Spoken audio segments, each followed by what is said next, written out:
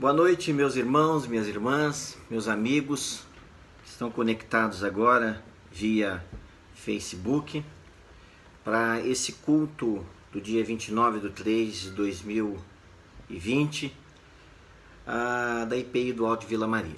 Eu quero aqui saudar-vos com a paz, a graça do nosso Senhor e Salvador Jesus Cristo.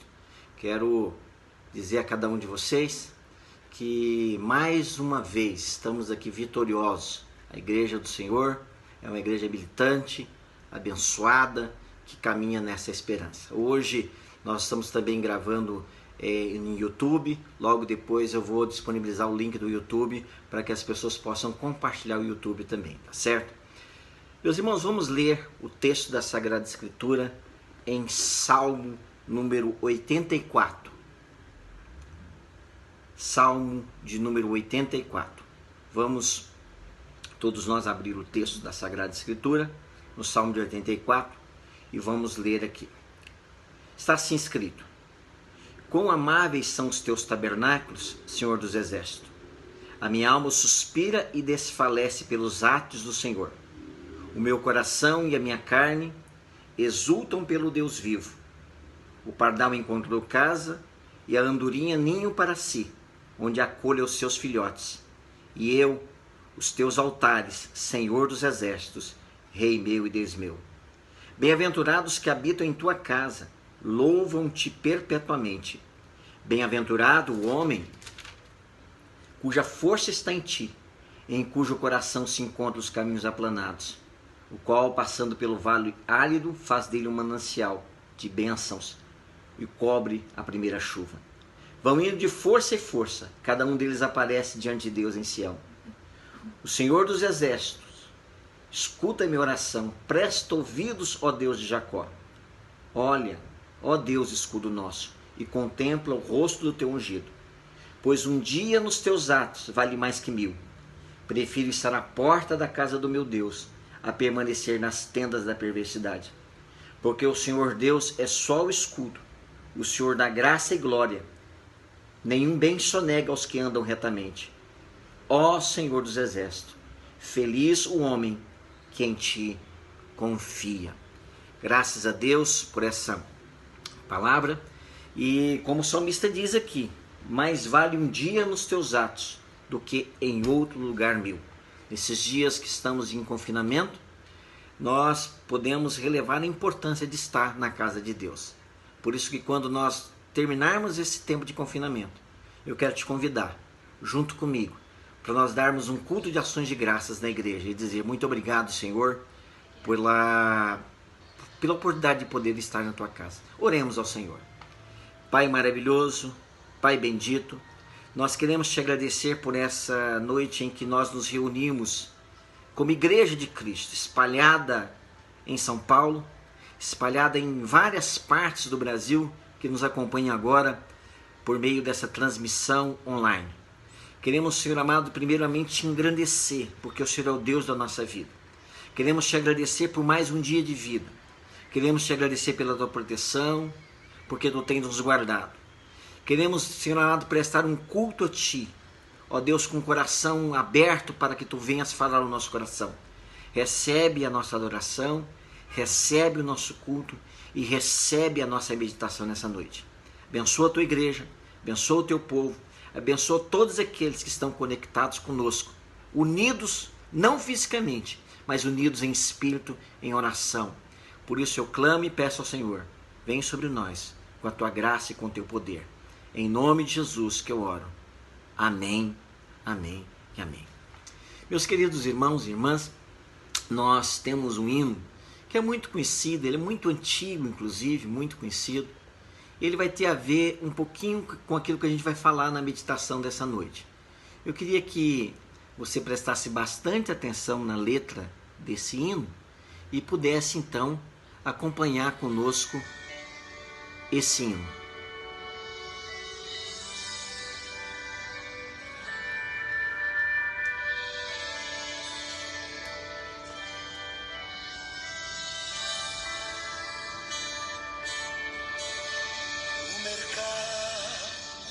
Vazio, seu trabalho já parou, o martelo dos obreiros, seu barulho já cessou. Os ceifeiros lá no campo terminaram seu labor. Toda a terra está em suspense, é a volta do Senhor. O rei está voltando, o rei está voltando, a trombeta está soando, o meu nome a chamar. O rei está voltando, o rei está voltando. Aleluia, Ele vem me buscar. Os vagões de trens vazios passam ruas, quarteirões, aviões sem seus pilotos voam pra destruição. A cidade está deserta, sua agitação parou. Sai a última notícia, Jesus Cristo já voltou. O rei, Está voltando, o rei está voltando. Aleluia, está soando o meu nome a chamar. O rei está voltando. O rei está voltando. Aleluia, Ele vem me buscar. Graças a Deus, esse hino é um hino que fala muito aos nossos corações, que de fato Jesus está voltando. Nosso coração precisa estar preparado por esses tempos. Meu querido irmão, minha querida irmã, eu queria te pedir agora que cada um de nós tivesse a oportunidade de orar a Deus, pedindo perdão pelos nossos pecados. A palavra de Deus diz: se confessarmos os nossos pecados, Ele é fiel e justo para perdoar os nossos pecados e nos purificar de toda injustiça. 1 João capítulo 1, verso 9. Vamos orar? Coloque o seu coração diante de Deus, peça perdão pelos pecados, seus particulares. Coloque a tua família, coloque a nação brasileira. Oremos então. Pai, nós te colocamos diante de ti as nossas vidas, Pai. Sabemos que pecamos por pensamento, por palavras, às vezes nós negligenciamos. Queremos confessar-te aos nossos pecados, Pai, e pedir que o Senhor venha perdoar os nossos pecados. Purifica-nos, sonda o nosso coração e vê se há alguma coisa má. E se houver qualquer coisa, Pai, que impede a nossa comunhão plena contigo, nós nos arrependemos, confessamos nossos pecados, porque a tua palavra diz que aquele que confessa o pecado recebe o perdão. Ó Deus, perdoa os nossos pecados, em nome de Jesus Cristo, e é assim que eu oro. Amém, amém e amém. Graças a Deus por isso, graças a Deus por esse momento. Eu separei hoje uma meditação muito importante da palavra de Deus. E eu queria que você ficasse com a sua Bíblia na mão, você que tem a Bíblia, ou se não prestasse bastante atenção, eu vou citar os textos de forma bem pausada para que você pudesse acompanhar. E aí então você vai poder acompanhar essa reflexão dessa noite. Eu quero falar sobre a urgência e os sinais dos tempos. É um momento oportuno. Primeira observação que eu quero fazer é o seguinte: a nossa regra de fé e de prática é a Sagrada Escritura, é a Bíblia Sagrada. É dela que nós extraímos, é que nós tiramos a orientação para a nossa vida. A orientação para a nossa vida pelos tempos, pelos modos, por tudo aquilo que acontece. Nós vamos lá na Bíblia Sagrada para tirar dela o que Deus tem para nos falar. Ela é a voz de Deus para os nossos corações. Por isso que toda a nossa reflexão ela é pautada por aquilo que nós cremos nas Sagradas Escrituras. Portanto, eu quero te convidar a ler o texto. É o primeiro livro da Bíblia, Gênesis, capítulo 6, do verso 1 ao 10. Nós vamos fazer a leitura. Primeiro livro da Bíblia, você vai lá no seu texto da Sagrada Escritura, no capítulo 6 de Gênesis, do verso 1 ao verso 10. Eu vou começar a leitura, você acompanha a leitura. Como se foram multiplicando os homens na terra, e lhe nasceram filhas, vendo os filhos de Deus que as filhas dos homens eram formosas, tomaram para si mulheres, as que entre todas mais lhe agradaram.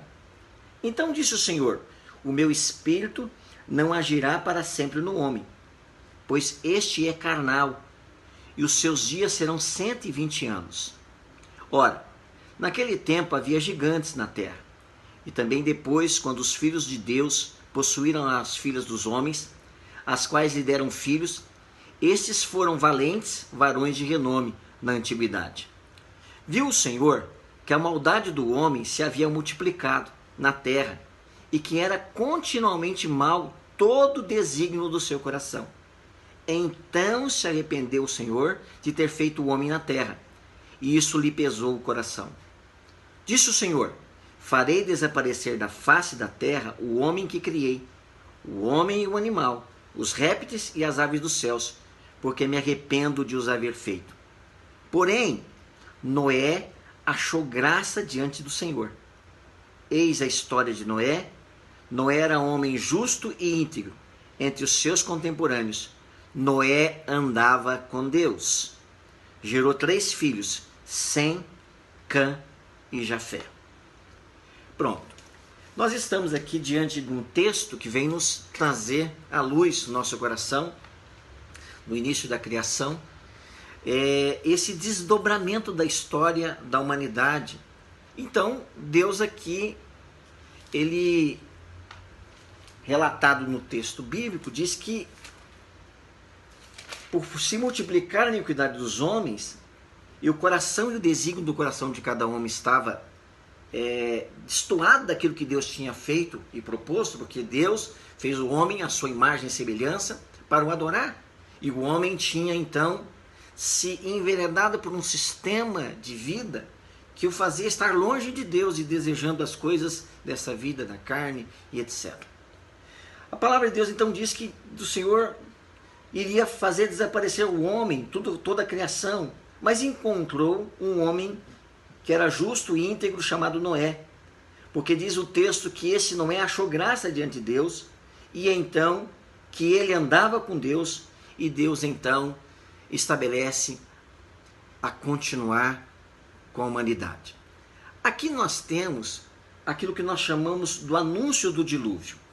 E aqui a gente conhece a história que o dilúvio foi caracterizado porque Deus chamou Noé, fez uma aliança com Noé, e pediu a Noé que construísse uma arca, e que nessa arca colocasse a sua família para dentro da casa, e não somente isso, que além de colocar a sua família, colocasse de cada espécie de animais, de seres criados, dentro da arca, para que houvesse preservação daquilo que Deus tinha criado.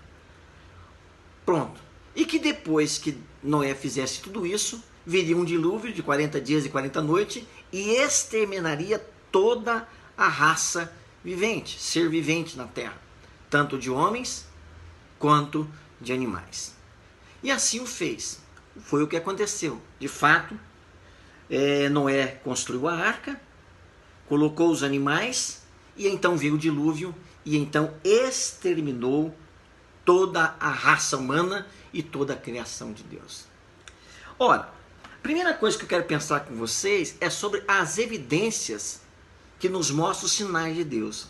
Sinais nada mais são do que fatos que acontecem e que são incontestáveis. Fatos que não é possível nós contestarmos. Por exemplo, na época de Noé, o fato é de que Deus não estava contente com a condução da humanidade E ele então separa Noé e diz: Noé, eu quero fazer uma aliança contigo. Você vai construir a arca, colocar os animais, eu vou preservar a sua família e todos os habitantes, toda a matriz, ou a matiz de cada espécie, para que possa ter a perpetuação das espécies. Ora, qual é o fato? O fato é que Deus chama Noé e Noé começa então um grande empreendimento da construção da arca. Não é verdade? Ora, eu fico pensando com vocês. Enquanto Noé construía a arca, com a dimensão dada por Deus, com toda a complexidade da construção da arca, quando vocês imaginam que estava terminando de construir a arca, quer dizer, a condução dos animais, todo aquele evento era notório.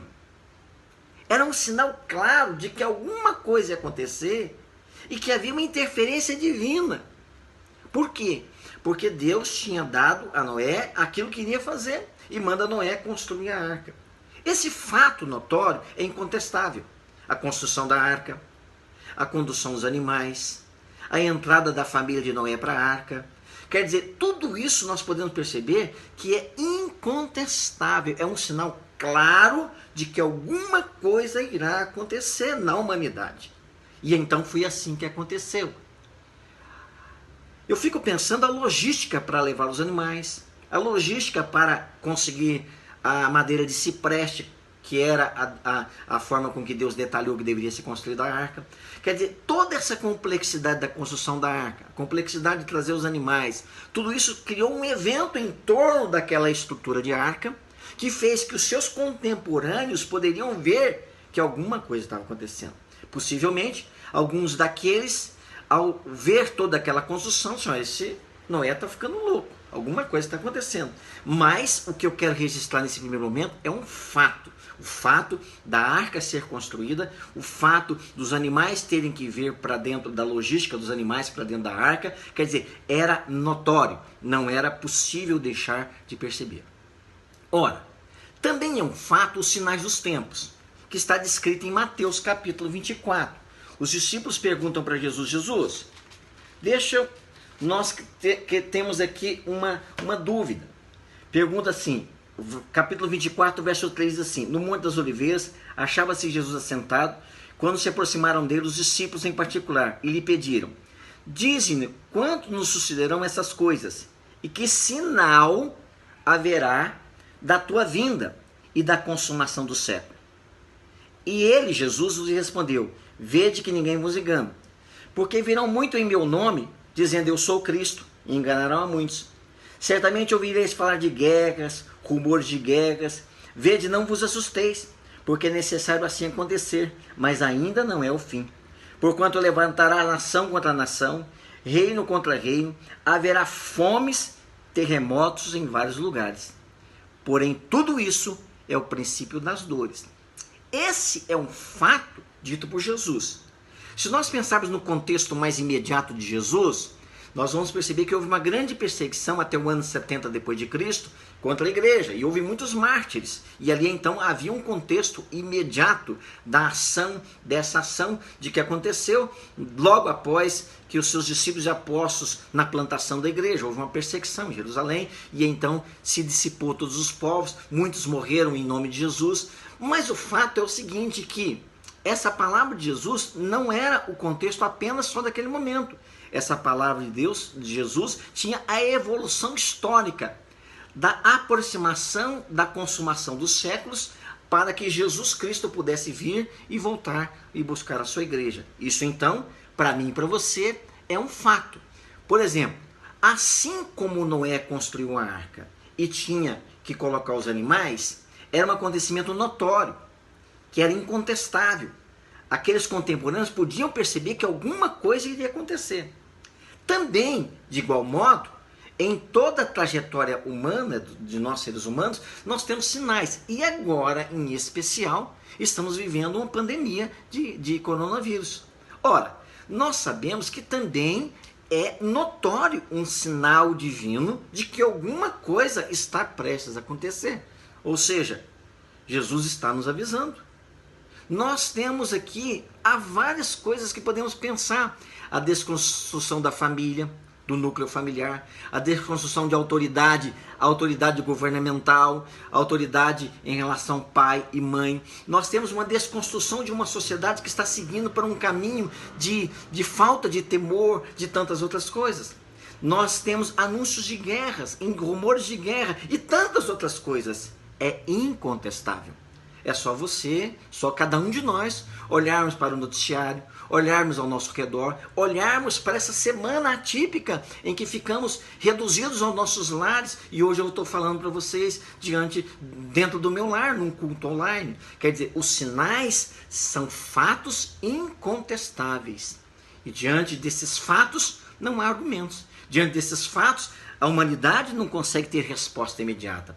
Ainda que os cientistas, ainda que os médicos, ainda que as autoridades procuram de alguma forma encontrar a resposta, essa resposta ela poderá vir com a cura, com a vacina, com tantas outras coisas, mas é um sinal e um fato incontestável. Tal qual foi como Noé, assim também conosco hoje, quando nós percebemos o que Jesus disse aos seus discípulos, que nos últimos dias nós viríamos mortandade, pestes, fomes, guerras e tantas outras coisas. Então, as evidências são sinais que Deus nos dá para nos alertar sobre a urgência daquilo que Deus quer nos falar. Segunda coisa, se nós temos um fato e um sinal, a segunda coisa que eu quero compartilhar contigo é o seguinte, que diante desses fatos, desses sinais, há uma cegueira espiritual da humanidade. Vamos pensar comigo. Veja bem, às vezes nós estamos vivendo uma coisa e parece que a gente fica cego, com os nossos olhos tampados e não conseguimos perceber. Eu quero então voltar para o primeiro fato, que é o de Noé. E eu queria que você abrisse comigo em Mateus, ainda 24, versos 37 e 38, o que o próprio Jesus fala do acontecimento de Noé, que aquelas pessoas que viviam naquele contexto não tinham se apercebido que aquele fato era um fato escatológico para eles. Ou seja, era um fato que ia desdobrar na dizimação daquele povo, daquele contexto. Vamos então ler o texto de Mateus 24, verso 3 ao 8. Dizendo aqui, vamos lá. 37, 38, Mateus 24, 37, 38. Está escrito assim: pois assim como foi nos dias de Noé, também será na vinda do Filho do Homem. Porquanto, assim como nos dias anteriores ao dilúvio, comiam e bebiam, casavam e se davam em casamento, até o dia em que Noé entrou na arca. Ou seja, havia uma cegueira. Havia uma cegueira espiritual para não perceber, diante daqueles fatos e sinais, o agravamento da situação da humanidade, a situação de corrupção, da vida carnal, da vida que estava sendo voltada para um outro sentido. Jesus então agora cita Noé dizendo, assim como foi nos dias de Noé, assim também será próxima a vinda do Filho do Homem. Ora, então Jesus nos posiciona a respeito dessa questão. Esse fato tinha uma consequência, mas o povo estava cego espiritualmente, que não compreendia, além daquele fato da construção da arca e da logística, que havia então um problema escatológico, ou seja, um problema que a desdobraria na dizimação daquele povo. Vejamos então, hoje, diante da situação do coronavírus, diante das guerras, diante das situações, parece que também nós estamos com a mesma cegueira do tempo de Noé. Sabe por quê? Preste bastante atenção para vocês verem as nossas mensagens nos WhatsApps, as nossas mensagens via tantas coisas. Nós enveredamos em algumas discussões que parece que tira a gente do foco da realidade espiritual. Às vezes a gente entra em discussões políticas partidárias, por exemplo. E essas discussões políticas partidárias tentam nos levar para a inclinação entre um e outro governante. Não que nós não tenhamos que, como sociedade, perceber isso, mas o fato é o seguinte, nós estamos tão enveredados com a discussão circunstancial que nós esquecemos que o sinal é maior do que o problema, porque o mundo está em crise política. O mundo não se consegue entender. Então aqui não estou posicionando em relação a uma ala ou outra ala. O fato é o seguinte: a discussão acalorada, a discussão nos faz tirar do foco principal, que é o fato de estarmos vivendo os sinais dos últimos tempos. Outra coisa é a questão da teologia. Aqui agora fica essa discussão. Olha, a discussão, por exemplo, na questão teológica, será que então nós somos milenista, pós-milenista? Ou quer dizer, a discussão das linhas teológicas. O fato é o seguinte, que está acontecendo, e um fato que não deixará de acontecer é que Jesus vai voltar. Isso é fato. Fato que nós estamos vivendo uma pandemia, fato que nós estamos vivendo dias difíceis, fato que nós estamos vivendo guerra, fato que nós não temos uma conciliação mundial, fato que está abreviando a volta de Jesus. Mas nós paramos em discussão pequena, dizendo o seguinte: veja bem, a minha linha teológica é essa, a minha linha teológica é essa, a linha que eu creio é essa. Olha, se é essa ou não é essa, podemos até ter a nossa linha particular ou denominacional, mas o fato é o seguinte: os sinais dos tempos nos mostram que Jesus está voltando. A terceira discussão é a discussão mercadológica. Por exemplo, hoje se está preocupado como é que vai ser futuramente, como é que nós vamos pagar as contas, etc, etc, como é que vai ser o mercado. Meus irmãos, está fora do controle humano. Ainda que as autoridades vão conseguir alguma coisa, ainda que o mundo está trabalhando, o mundo não sabe o que fazer com o mercado. E nós não sabemos também. Então, o que vai nos fazer essas discussões que envolvem teologia, política partidária, mercadológica, nos tira do foco, do fato principal, que é os sinais dos tempos.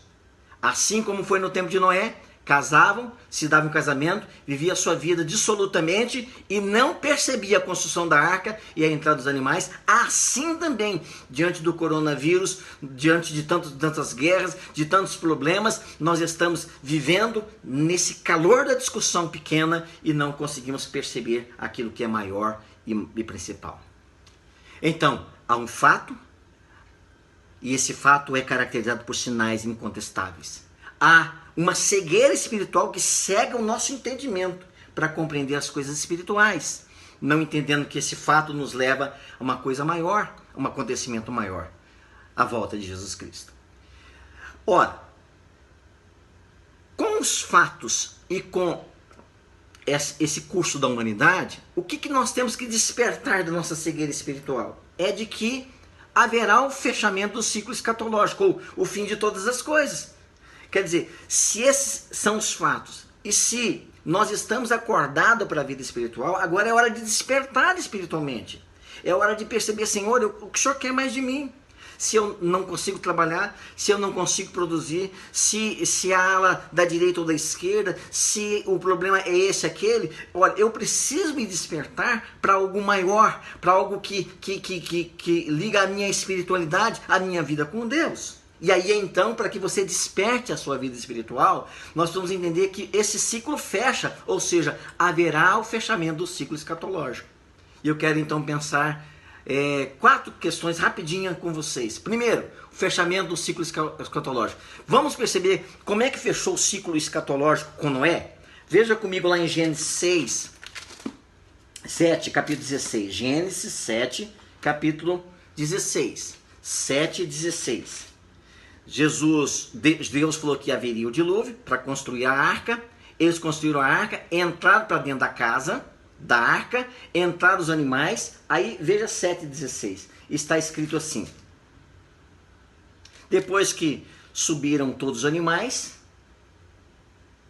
Deus lhe havia ordenado, 7,16, Deus lhe havia ordenado, e o Senhor fechou a porta após isso. Ou seja, o próprio Deus betumou a arca. Ninguém podia entrar, ninguém podia sair. Então houve o fechamento do ciclo escatológico para aquela era. Todos que ficaram fora da arca morreram no dilúvio. Então ali houve a volta de Jesus. Por quê? Porque uma vez que nós cremos que quando a gente passa dessa vida para outra vida, aguardamos o juízo. Ou seja, para nós o machado estava na raiz. Quando então Deus coloca no texto de 6 7,16, que ele mesmo fecha a porta, termina o ciclo escatológico para a aliança noética e começa uma nova história com a família e com os animais preservados na arca. Pensamos então, nesse fechamento do ciclo escatológico, a vinda de Jesus, o Filho do Homem. Jesus vai voltar. Isso é o que está dito. Isso é doutrinário, é doutrina.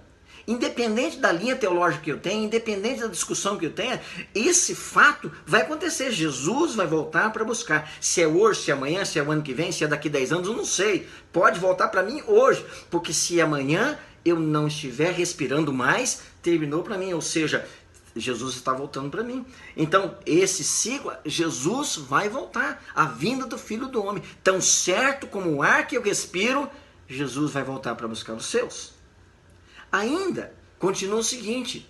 Quando eu percebo no fechamento escatológico, eu tenho para meu despertamento a parábola das 10 virgens, que está no contexto do capítulo 24 de Mateus, que diz que havia 5 virgens prudentes e 5 virgens nécias. As prudentes guardaram a sua lâmpada com azeite aguardando o noivo, enquanto as imprudentes abandonaram, esqueceram e foram fazer a sua vida cotidiana.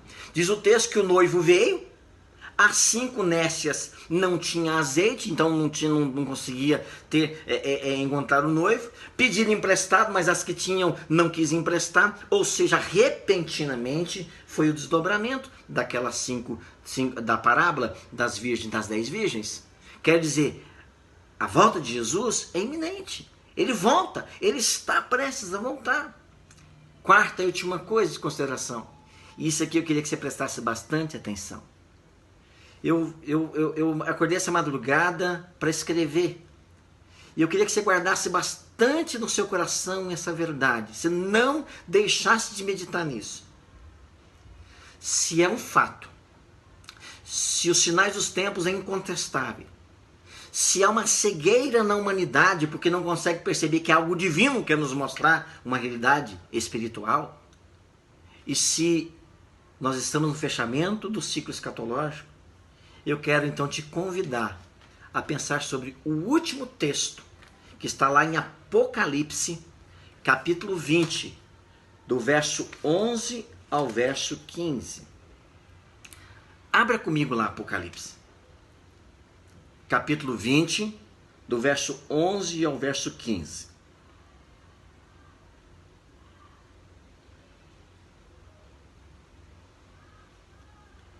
Apocalipse, capítulo 11, do verso 1 ao 20. Vi um grande trono, branco, e aquele que nele se assenta, e de cuja presença fugiram a terra e o céu, e não se achou lugar para eles. Vi também os nomes dos mortos, os grandes e os pequenos, posto em pé diante do trono. Então se abriram os livros. Ainda outro livro, o livro da vida, foi aberto. E os mortos foram julgados, segundo as suas obras, conforme o que se achava escrito nos livros. Deu o mar os mortos que nele estavam. A morte e o além entregaram os mortos que neles haviam, e foram julgados um por um, segundo as suas obras.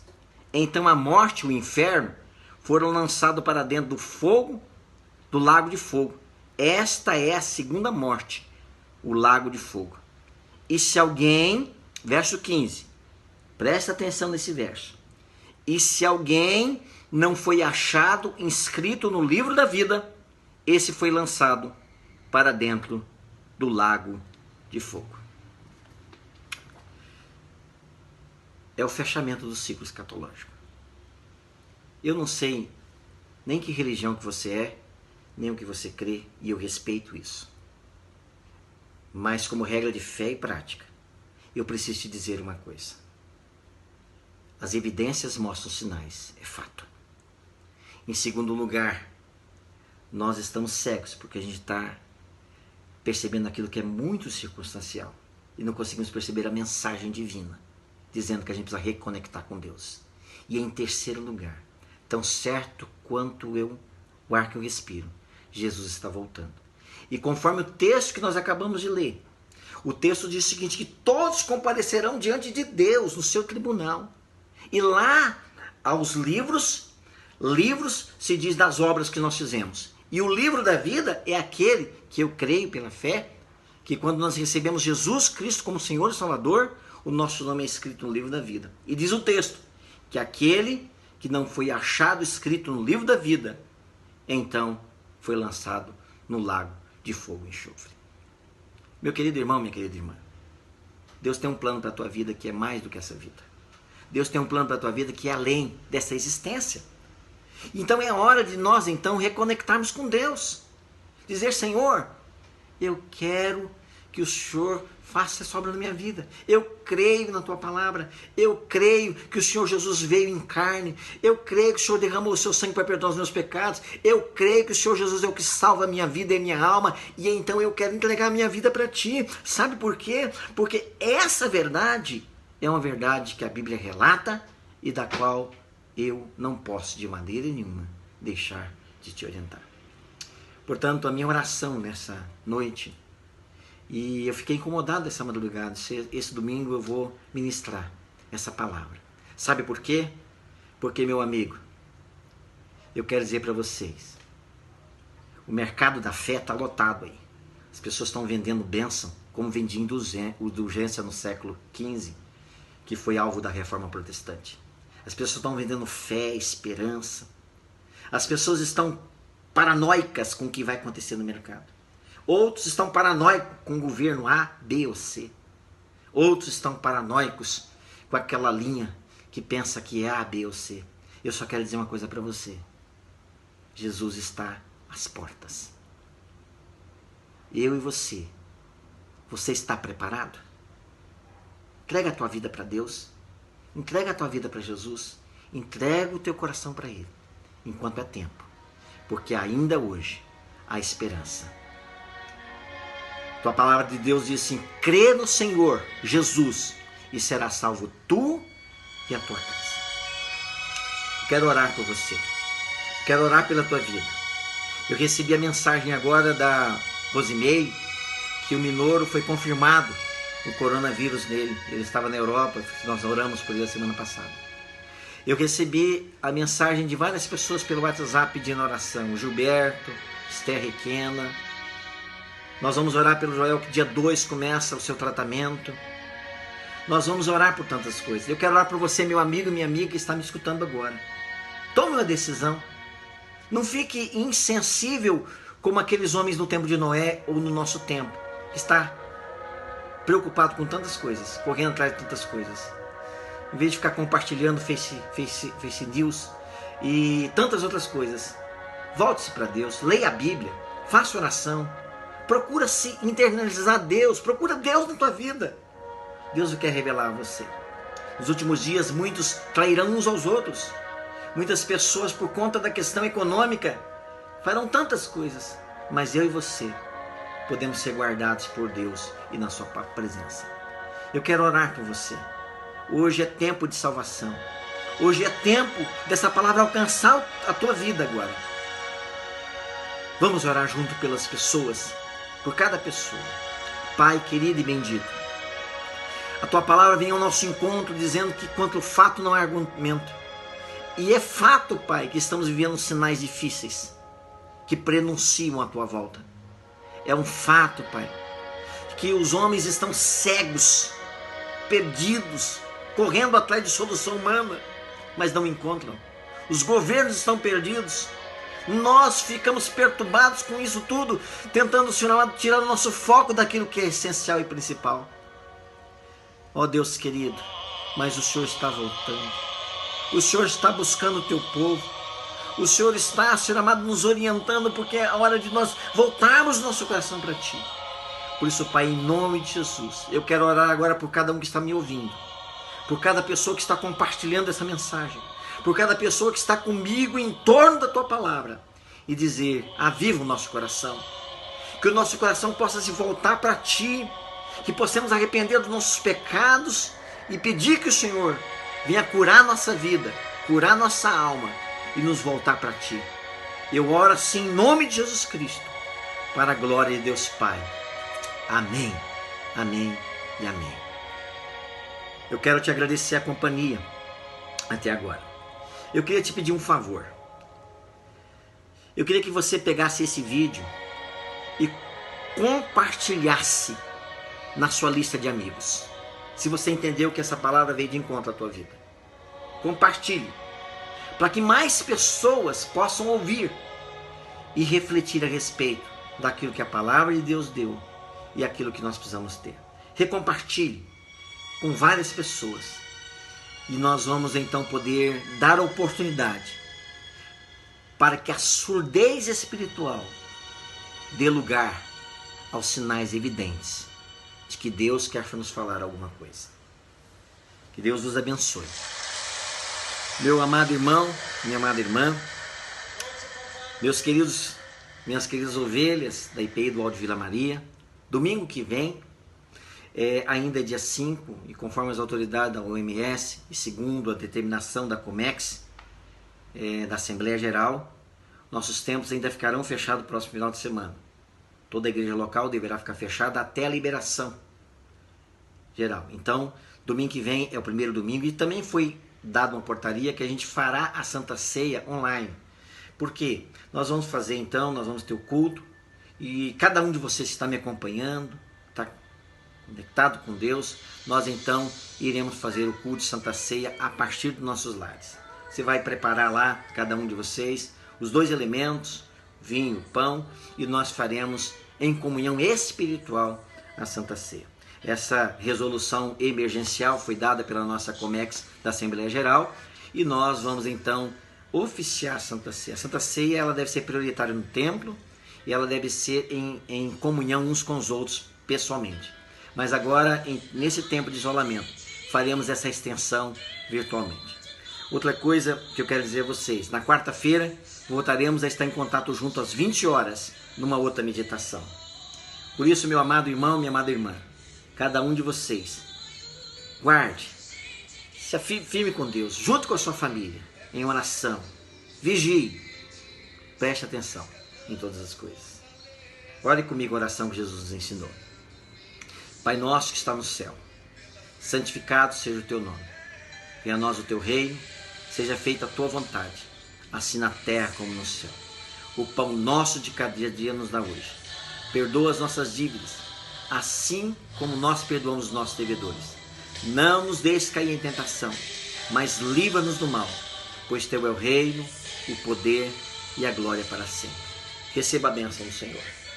Que o amor de Deus, nosso Pai, que a graça do nosso Senhor e Salvador Jesus Cristo, que as consolações do Espírito Santo repouse sobre a tua vida, sobre a sua família, sobre a sua casa, sobre cada um daqueles que tem ouvido essa palavra, sobre o Brasil e o mundo, em todos os lugares, não somente hoje, mas até a volta do nosso Senhor e Salvador Jesus Cristo. Eu vos abençoo, em nome do Pai, do Filho e do Espírito Santo. Fique com Deus, na paz de Cristo, em nome de Jesus. Amém, amém e amém. Graças a Deus, graças a Deus.